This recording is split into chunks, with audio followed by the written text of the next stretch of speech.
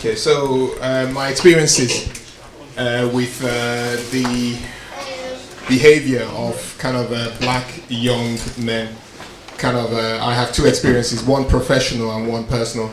Professionally, I think it was in 2015, we notified the Garda Commissioner from my place of work that we noticed a pattern of injuries that were coming in.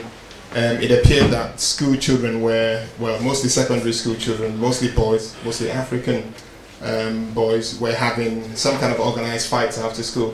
I work in Temple Street ED, and we noticed there was a large number of them coming in after school wearing their school clothes. And they were having injuries that suggested that some basic blunt weapons were being used. We notified the Garda Commissioner, we notified the Superintendent K District, that's Blanchester, and they promised they were going to go into the schools and police the schools in these areas. The predominant areas were Findless and Tirostan. They were the two areas. I think they were having conflict there. Since then, I have noticed, so we kept an audit of the numbers that were coming in, young males who were coming in with assault. The thing we didn't put was their ethnicity, which I regret till now, because that would have shown us that maybe there is a public health problem, or maybe there isn't. Personally, I think Shireen knows, we had a personal friend, a black family, who had kids like us, sons grew up like us. And it's funny because myself and the dad, we were talking about the black young male, because I feel that the young black male is an endangered species. I don't care what any of you say, with the best parenting on earth, you know, these guys have the worst indices across any civilized country, any Western, you know. They have the lowest life expectancy rate, they have the highest risk of incarceration, they are more likely to be poor, they're more likely to be killed by violent crime. So these kids have a lot facing them. So I was talking to my friend when our kids were growing up. His second son is my son's age. My son is almost 16. And like joke, the kids grew up. His son turned 18 and then got arrested for drug dealing when he was in school in Athlone. Then the youngest son got, Then his younger son, who's my son's age, got into a lot of trouble as well with the guards. So it happens right in front of you, and I know these are good parents.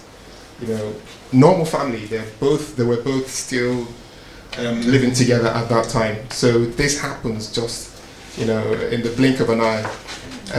With regards to what we can do to prevent this, this has been happening for decades. This is not new. This has been happening in the UK since the 50s and 60s. Black young males are endangered in the Western world, and we can try our best as parents. I always tell my son that you have to do 4 or 5 times more than what your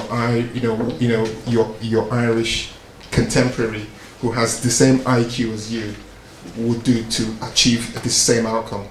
So for them, their opportunities are skewed.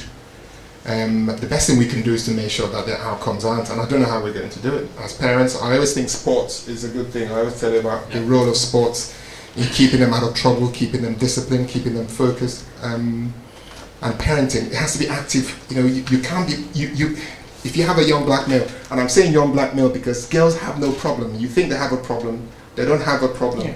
In the UK and in the US, a black female has the same average income as a white female, has the same life expectancy as a white female, has the same educational outcome as a white female. So girls don't have a problem. They'll all do well. Most of them will do well, bar a few. But black boys are really the big problem. And I focus on my son and I keep telling him, listen, you have it, all in front of you. You have it up against you. You just have to do your best. And I think that's what we can do. Thank you. All right. Thank you.